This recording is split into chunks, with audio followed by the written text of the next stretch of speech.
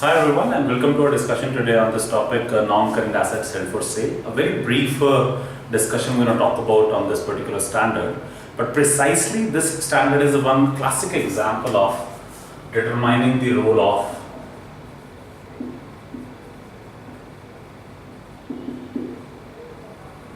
intentions, let's say, to identify or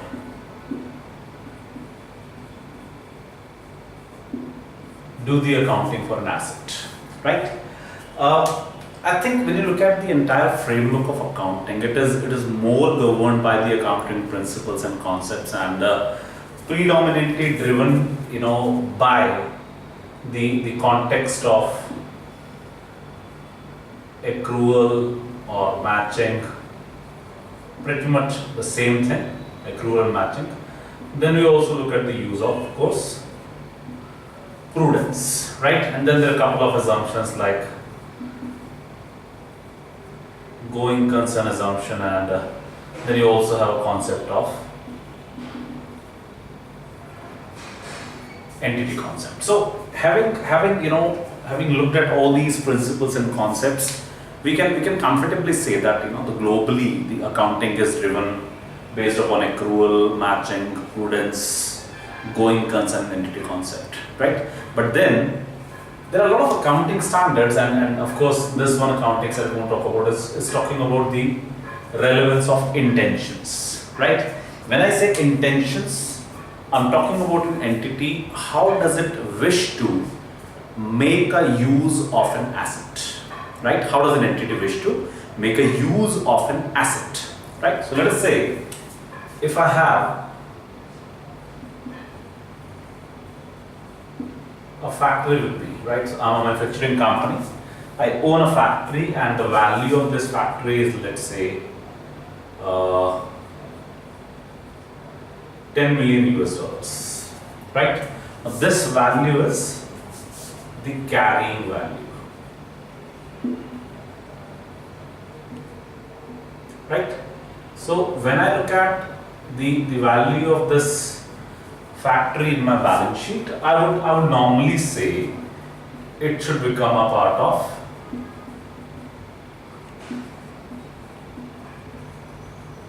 my property, plant and equipment, right? I'm talking about something which is for a non-current asset with a physical presence for business use and blah blah blah, right? So what we are saying is this $10 million, what does it mean? What does it represent? We are saying that this asset, the factory, is expected to generate benefits of at least US dollar 10 million, right? This factory is expected to generate benefits of at least US dollar 10 million, because if it is generating benefits of less than $10 million, we are simply saying that the value of that asset is overstated in the financial statements and has to be brought down, right? And that is where we start, even talking about something called as impairment of assets, right? So I'll briefly talk about this impairment of assets, and that is where we would want to move back to where we started with the role of intentions, right? Now, what is my impairment of assets accounting standard trying to say? My impairment of assets accounting standard says that if the carrying amount is greater than recoverable amount, or the carrying value, we can even put it like this, is greater than the recoverable amount, that is where we say the asset should be brought down. The asset should be brought down, or the value of the asset should be brought down, so that this overstatement can be taken care of. I mean, the whole idea is that if your assets are overstated in the balance sheet, it probably means that you are showcasing to your existing or potential investors your company's worth more than what it actually is, right? So all of a sudden, I'm saying that here, if the numbers are overstated, I would need to bring down the value of my asset, and the difference is referred to as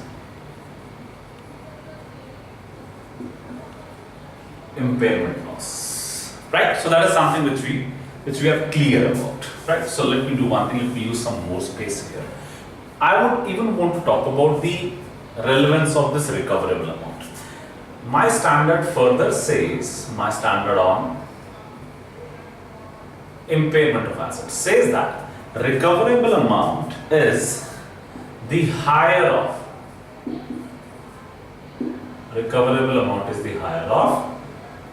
value in use and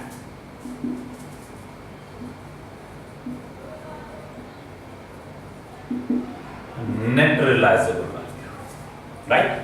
We are saying while my factory is showing, or my factory is being shown at a value of US $10 million, if I were to use this factory in future, the present value of expected benefits could be, let us say, $9 million, right? I'm just taking a figure here, and if I say that the net realizable value, if this factory were to be sold today with its existing condition, and even if there are some expenses which are required to be incurred, let's say there are some legal costs which are required to be incurred to be able to sell this factory, the net realizable value comes to, let us say, 8.5 million, right? So we are saying there are three values now. One is the carrying value or the carrying amount of $10 million. But then, if I were to use this asset or sell this asset, I would be able to recover either 9 million or 8.5 million. So naturally, I would want to do the higher of the two. If using the factory gives me a benefit of 9 million in today's value, and selling the factory today gives me 8.5 million, I would certainly prefer to use that factory, which means that I'm looking at the higher of value in use and the net realizable value, right? So ideally speaking, now I start comparing 10 million versus 9 million, and since my benefits can only be up to 9, I need to bring this asset's value down from 10 million to 9 million, and the difference is shown as a loss, right? Are we good on this so far, right? So this is again taken from something called as the prudence concept. The prudence concept simply says I'm taking a very conservative view of how do I look at the future. If there is an expected loss that I'm showing something worth 10, but I can only get 9, then automatically I have to showcase that loss in today's time itself, right? So this is something which is more about the impairment loss, right?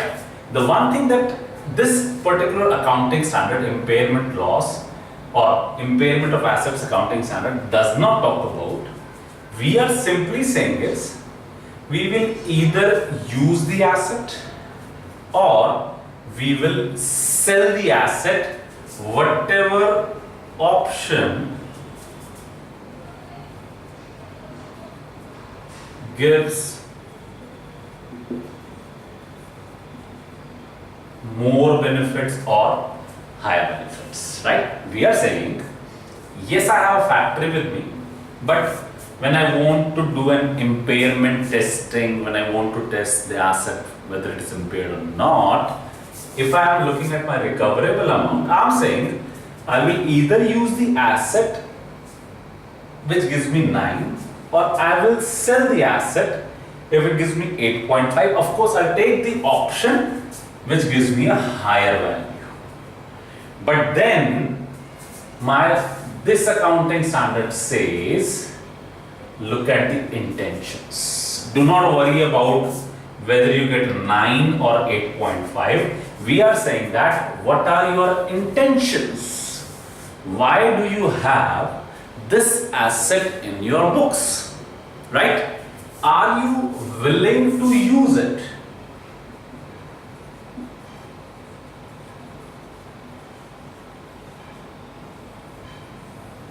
Are you willing to use the asset because it gives you a higher benefit, or do you think you need to sell the asset?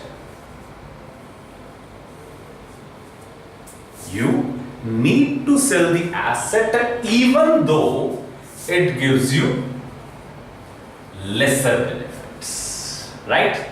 So it is all about your intentions. Even though you might want to use the asset, but you don't have a choice and you will be required to sell the asset because you probably need some money on an urgent basis. There could be some financial requirement, there could be some XYZ reason as to why do you need to sell this asset. And the moment you say that, since you need to sell the asset, your intentions as far as the accounting for the asset, your intentions as far as the accounting for the factory, they have changed, right? We are saying that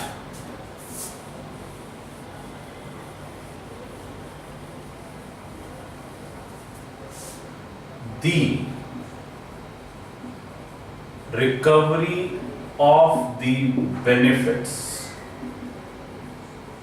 from the asset is essentially done by means of sale of the asset and not its use. The recovery of the benefits from the asset essentially done by means of sale of the asset. Even if you have a factory that you wanted to use but you want some urgent money and the only option that you're left with is to sell the asset, realize the benefit from the asset, not by using it but by of course selling the asset. And the moment you say that, the asset would fall under the category of non-current asset held for sale. And then I again start looking at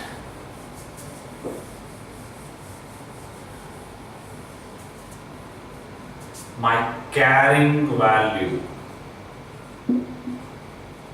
of $10 million, right, is more than recoverable amount, which is essentially the net realizable value of 8.5 million, because now your recovery will not happen by the use of the asset.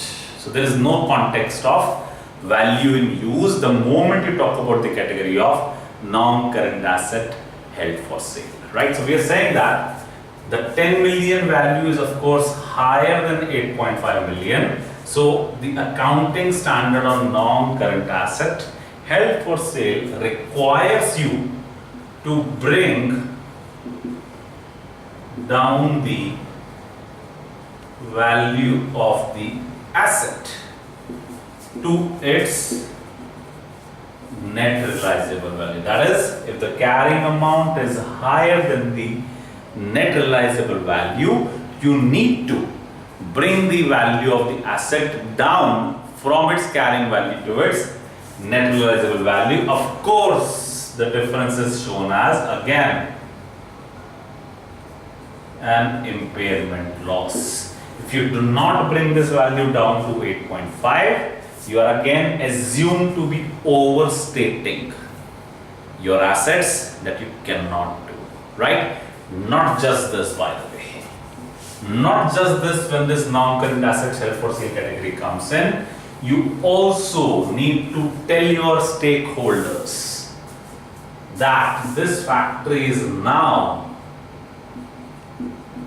held for sale.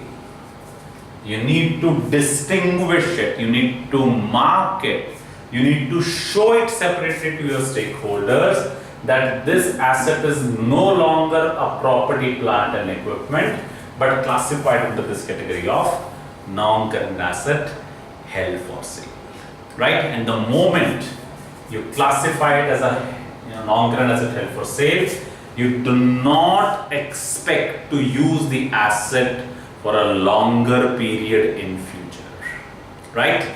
And that is where you start wondering, should we charge depreciation? The answer is no, we cannot charge depreciation on a non-current asset held for sale on the date it is classified, or from the date it is classified as a non-current asset held for sale, right? So these are the points that you want to carry forward. One is that when your intentions are not to use the asset, automatically the accounting will undergo a change. So it is not going to be a part of your property, plant and equipment either, which means that even your classification, your presentation of those assets is undergoing a change. Your impairment of assets accounting standard is still applicable, but the meaning of recoverable amount has changed now.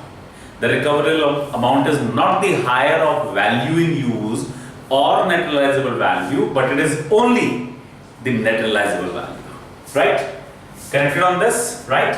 One more thing that you want to connect with here before we can close this point is to look at the fact. The intentions need to be justified or proved. Otherwise, what you can do, you can always say, I have a factory in my books at 10, I can sell it for 8.5. Yes, I want to sell it, so I want to show it as a part of my non-current assets held for sale, so I want to show a loss in my books, right? Prudence does not mean that you will show a loss any point in time. Prudence is never meant to say like that.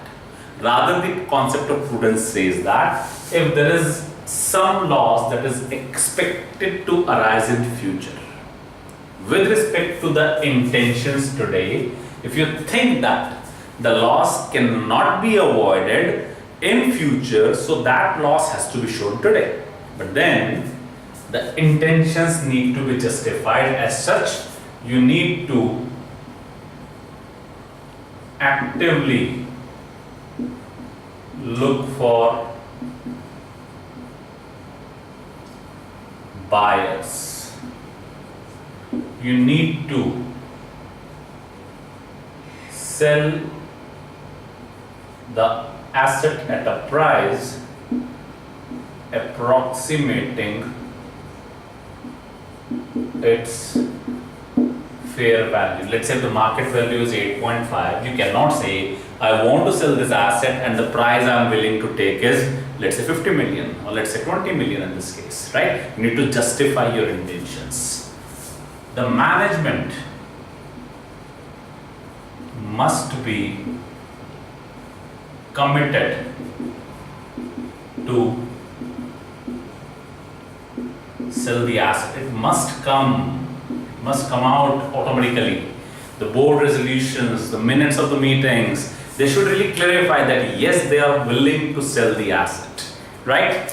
Attempts have started taking place to look for a buyer. They were also talking about the condition, that is, the sale is expected to be completed in 1 year from the